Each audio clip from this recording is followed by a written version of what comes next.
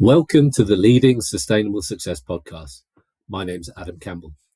In this podcast series, we'll explore key themes that help leaders to create and sustain success in their organisation. In this episode, we're joined by Jeremy Gadd to explore how founders can successfully transition their business to employee-owned. Leading Sustainable Success podcast. As I mentioned, this is kind of an experiment for us at Telos to move beyond the written word. So thank you for volunteering to be one of our early participants. For those people who are joining us for the first time and meeting you for the first time, I wonder if you could give a little bit of background about yourself and your experience. Brilliant. Well, Adam, first of all, thank you for inviting me in. And as you know, as a dyslexic, anything that avoids the written word always appeals to me. So really excited to be part of this experiment. I am a partner at Telos Partners and have been so for over a year now. And I became a partner by merging our business, J. Gadd Associates, which created about 13 years ago, having spent a lifetime in the John Lewis Partnership, starting as a YTS trainee, had a brilliant trainee all the way through, right up until the senior leadership position, where I really learned firsthand what it's like and the challenges it is to lead in an employee-owned business, but recognize that John Lewis has one way of doing it, and on the whole, it works well for them, but it won't suit all businesses.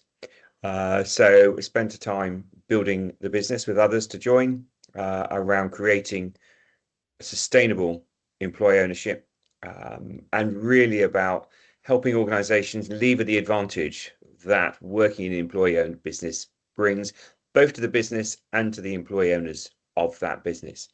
I'm also an independent trustee, and I've worked with 3 businesses now, all very different, and the trustee roles have all been very different. But my passion is really about working with owners and founders and senior leaders and helping them really realize the benefits of transitioning.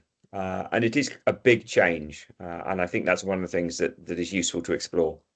Excellent, thank you. And of course, you've worked with now, I think, over 130 employee. I think I've lost count, but yeah. Something like that. But helping them both transition, embed, grow, and also renew their employee ownership. So really keen to hear some of the lessons and learnings today, but specifically about the transition phase.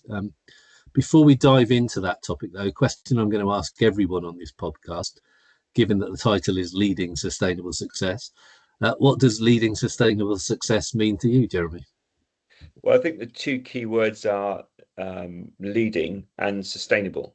And I think by sustainable, I mean in its purest sense of something that can go on and on and on. And I think employee ownership, by its definition, will imply that's more likely, because the business is there for the benefit of the owners, and the owners are working in the business. So there's a natural assumption that they will continue to make it successful over the long term. But I think, and one of the things that's become really clear for me, and one of the reasons that attracted our business to merge with Telos, was actually the history around leadership and the experience that we bring in that leadership field, and how important that is in employee ownership. In some ways, not more so, but in a slightly different way. And recognizing the difference is one of the things that will make a difference in creating sustainable leadership. Excellent. And we'll talk a little bit about that when we have Alex on, because as you say, I think there are different expectations on leaders, I think, certainly in an employee-owned business. For those of people who are perhaps still getting used to what employee ownership is about and what it is, perhaps you could give a very short summary of what we mean by an employee-owned business. Sure. So as somebody, it might sound a bit ironic, but somebody who spent his lifetime in the employee-owned business, I think it's useful to start off with the fact it's simply a form of ownership. So it's simply a model. And there's 2 types of employee ownership models. There's direct ownership, and very successful, where people have skin in the game. They put their own resource into that, and they buy that, and there's some advantages around that. But the more common and the more popular at the moment is where the shares are held in trust, most commonly now as an EOT, which was really accelerated by the 2014 Finance Act. And that's where the shares are held in trust for beneficiaries who are the employees of the business. And that's the more common version of employee ownership in the UK. It's where the growth is coming from, certainly. Yeah, and it's increasingly common, as we say. And from those founders that you're talking to, Jeremy, what's some of the reasons they're choosing to make that shift to employee ownership as opposed to perhaps the traditional other alternatives of an MBO or a trade sale or something else? So I think very often when we talk to potential clients, they've looked at those, and for various reasons, those traditional exits have not appealed. There's some practical advantages to an EOT, whilst the legislation is now tightened up, and I think that's to be welcome. It is by and large probably an easier transaction with the level of due diligence required, because effectively the people in the business are the people for whom the ownership responsibility will fall on, and therefore they understand their business, as opposed to an external coming in and really going through your books and your strategy of fine-tooth comb. So there's a simplicity about that. Although the rates have changed, there's still some tax advantage, but often it's driven by a realization that actually there's a piece about a legacy, handing something on. Very often for smaller businesses, medium-sized businesses, where the success has been generated by the people who work in the business, there's a worry that if they sell the business, that the people they built it may be let go. It may not be the same business, the same culture, and so there's a myriad of reasons. But legacy and culture, taxation, and a willingness to see the business continue in the future. Those are the reasons that most of the people we work with will choose. Excellent, thank you.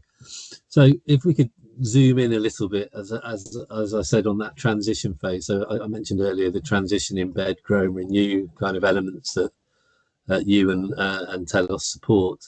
Perhaps you could give a little bit more description about that transition phase.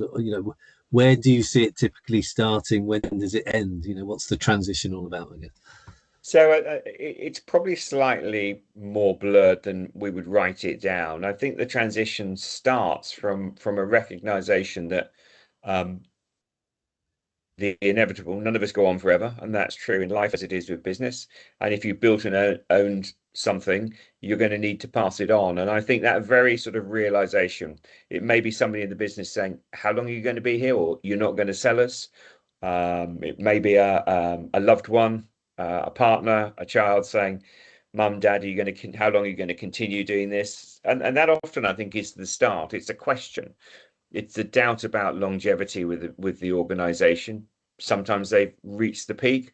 We've worked with a client recently who acknowledged the business has outgrown their capability and they wanted to do other things. So there's several reasons that would start that. But I think that's the sort of the initial piece. There's something that somebody believes is, okay, this is going to need to change. And I think then comes within that a period of exploration. So what are my alternatives? What could I do? And you've listed some: trade sale, private equity, merger, could even close the business. And so you start to look at that. You look at those alternatives. Most people will often start with a conversation with their accountant, and the enlightened ones really understand this and will be able to talk through the model positively. There are still some who don't really understand it and overcomplicate it. It's not that complicated. And then, of course, you need to find good legal advice, and certainly with us, we've worked with some of the best providers in the UK, and it's really important to find somebody who understands this, particularly as the legislation has tightened up and has become more complex. You don't want to fall foul of the legislation and suddenly find what you thought you've created actually doesn't hold water. So you then create a roadmap, the sort of things that you need to do, and the conversations you want to have, and really identify your key stakeholders, both internally and externally. What do you need to say, to who, when, and how? And that genuinely will vary from business to business, from sector to sector. We've had clients who are involved as military contractors. Clearly, there will be very stringent change of ownerships. So there's no point in talking to anybody else until you've got government clearance that this would be possible to do. Other organizations, some not-for-profits, are very much about engaging and working with their employees. And they will openly start and say, what do you think? Is this a good idea? So being really clear about the motivation for becoming employee owned is certainly a good start position. Excellent, thank you. And this is a big transition for any founder, isn't it? You've spent your life effectively building up a business that will inevitably be part of you. And I think I recall from earlier conversations we've had, Jeremy, that was the topic of your dissertation on your masters. So when you're talking to founders, how do you know if they are ready for a transition to employee ownership? What are some of the things they will have considered or done or decided upon? Yeah, that's a great question. I don't know if any of us are ready for letting our business go. I think it's the quality of the questions. I think when you recognize that actually you probably don't have all the answers and you're comfortable with that, but you know the questions that need to be answered, that's probably when you're ready. I think it's when you've got a level of confidence about actually what are the main structural things that we need to do and look at, and how are we going to engage people, and what are the things that they will be concerned about that we can answer, and what are the things they're legitimately concerned about they can't answer, but what are the things that's going to be really exciting about the future. And I think once you get into that space, you've generally got a sense that this has been thought through. They've got and sought, good legal advice, and they've engaged with us or others to actually help them with that process. Yeah, okay, excellent. And how do you see them starting to involve other people in their business as they go through that exploration? Again, that really depends. If it's family business, that has a different dynamic, because clearly the business is also very much related to the family life as well. That has a different impact. It depends on how they've built their business. Some people are, I would call, accidentally entrepreneurial successfully Yeah, building a product, or building a market, or building a service. Um, and actually, what they've done is they created a team around them that have sort of filled their gaps, and they're a leadership team rather than a sort of a traditional board. So it might depend on who they trust and who they want to bring into those sort of conversations. I mean, my sense is that the more you can tell people about what your intentions are sooner, the better. yeah, Once you've sold, I think my experience is by the time we've told two or three people, then it's not long before it's out there, because we all know somebody we trust, don't we? yeah, And so yeah, it doesn't take long for this to get out. And I think it's helpful to be in charge of the narrative as much as you yeah, can. And yeah. that takes some thinking and some planning. Okay, And you don't really want to find yourself on the back foot, particularly when genuinely most of the people who are involved in this believe this is a good news story. yeah, yeah, yeah, yeah. Excellent. So, I mean, you've worked on, as you say, over 130-ish, but you've lost count. Transitions. I'm sure some of those have gone more smoothly than others. If you think back over those transitions, what are some of the best that you've worked on, and why did they go so well? Well, it's interesting because I actually think some of the best, so it depends how you define the best that have gone well, because I think some of the ones that have had the best outcome may have been quite tricky in the start, and may have required a lot more effort and work to really understand and to be able to articulate what's going on.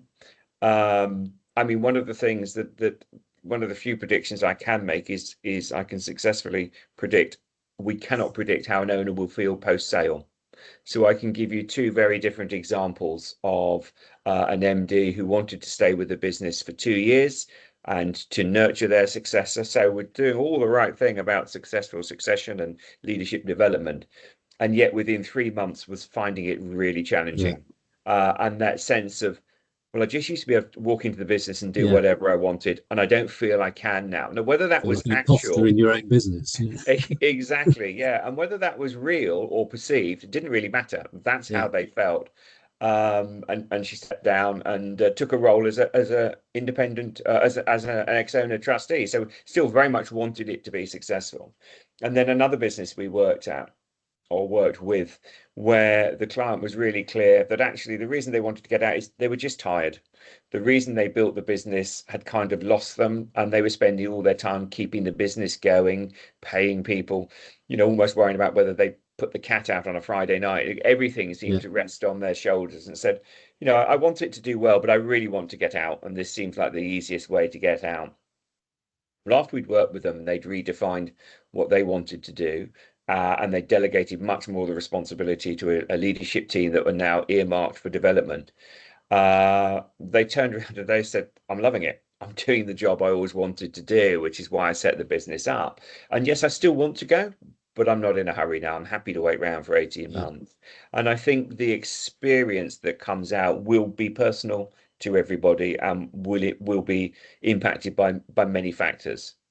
Okay, excellent. Thank you. Yeah, it's very challenging. As we always say, isn't it? If you've met one employee-owned business, you've met one employee-owned business because they're all Yeah, very different. Yeah, yeah. because every single founder is different too. So, obviously, over that time, Jeremy, we've accumulated quite a lot of experience that will find its way into the sort of support that we provide for founders during the transition. So, what is it that we do if a founder came up to you tomorrow and said, I'm interested in exploring this thing called employee ownership? What is it that we could do to help and support that transition? Well, I think we kind of approach it with a telos value of curiosity. So I think we start off by being in genuine listening mode, and Yeah, we'll sit down with them, and if there are other owners, we sit down with the owners. If it's a single owner, we'll often get them to invite their partner in, but we'll really listen and try and understand what is the motivation and what is it that they want the transition to deliver for them and for the business. We can then bring some challenge in, bring some experience, ask further questions, and get them to start thinking about how they might want to shape their journey and what the business is going to be like going forward. And also, bust some myths, and just make it, hopefully give them a route map that will suit them, uh, to ensure that their business is a successful EOT transition. It doesn't suit every business. It doesn't suit every employee, sorry, previous owner.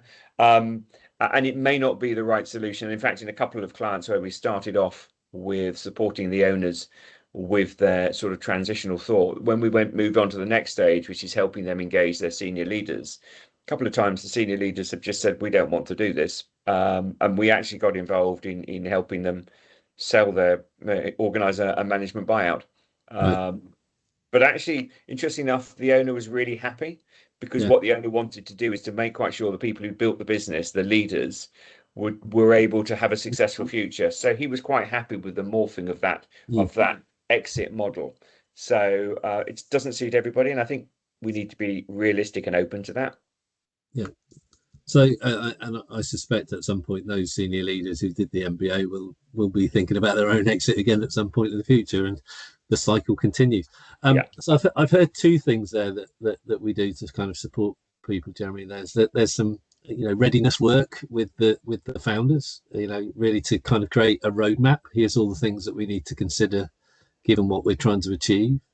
And then there's some communication engagement. So I heard you mention specifically there the senior leadership team. But earlier, I also heard you mention customers as well, from the government contract perspective as well. So, could you just elaborate a little bit Sure. more on the steps that we take from founder and how that gets you to the point at which you have transitioned?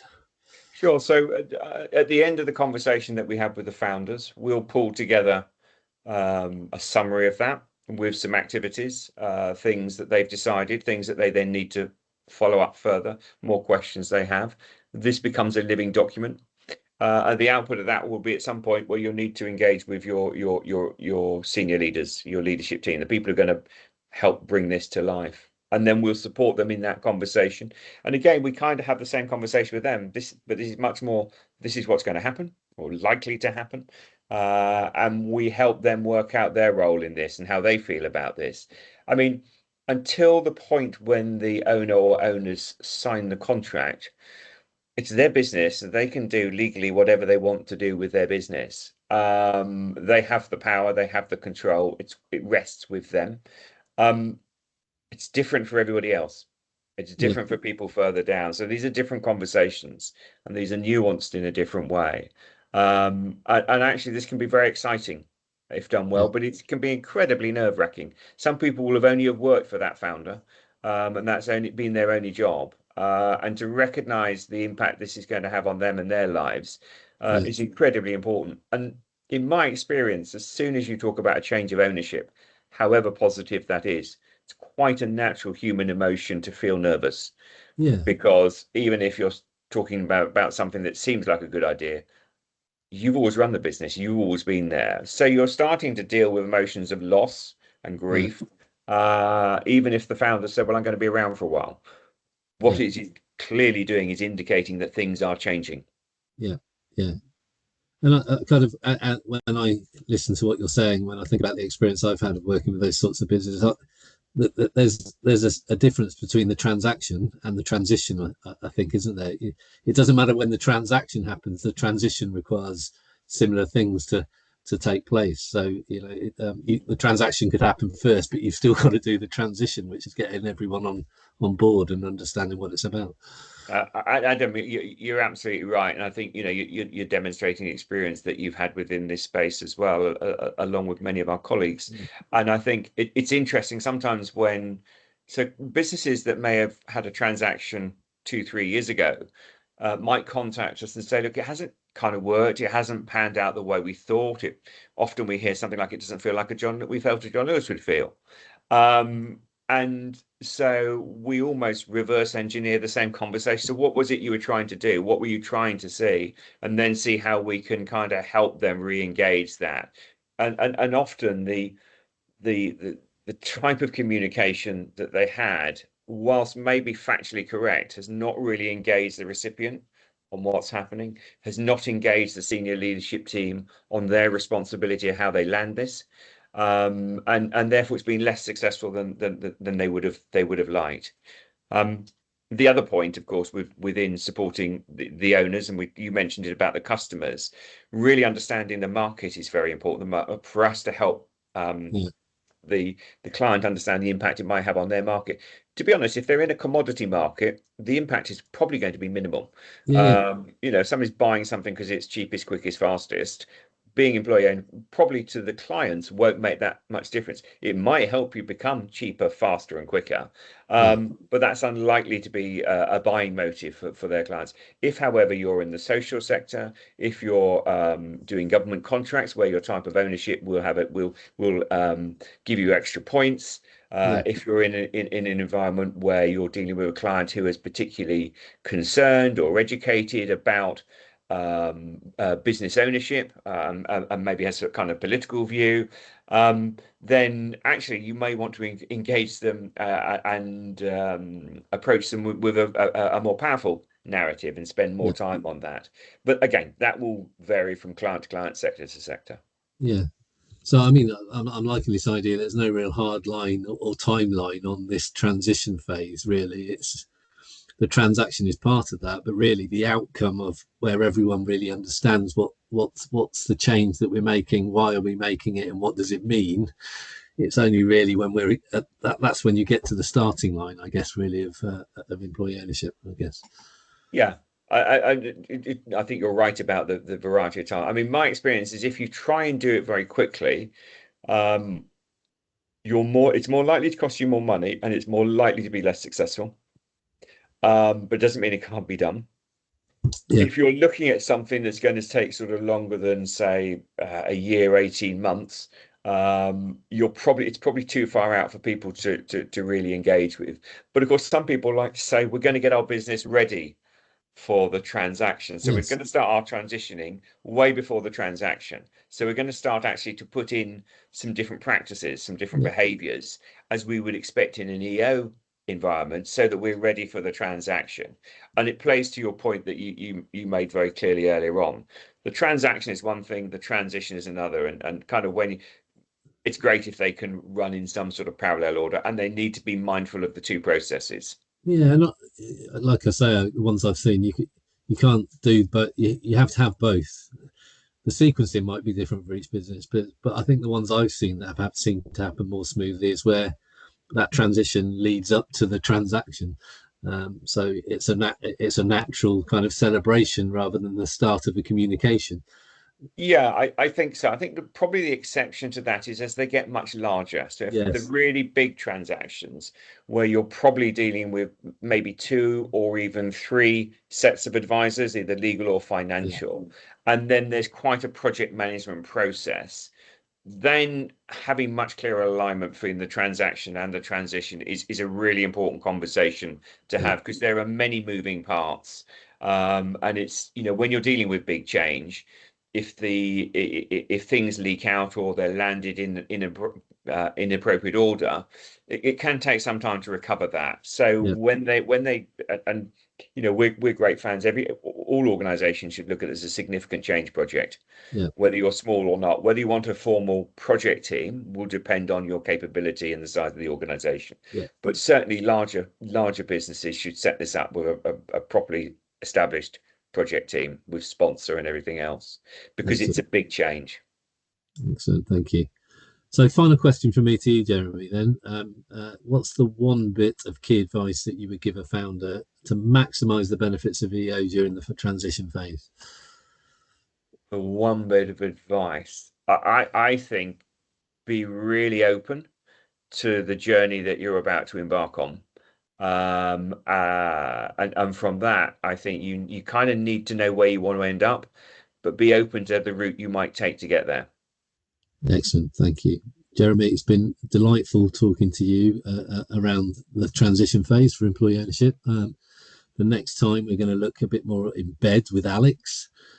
So I'm sure we'll see some common themes appearing. But Jeremy, thank you very much for your time. Brilliant. My pleasure. Lovely. Bye bye.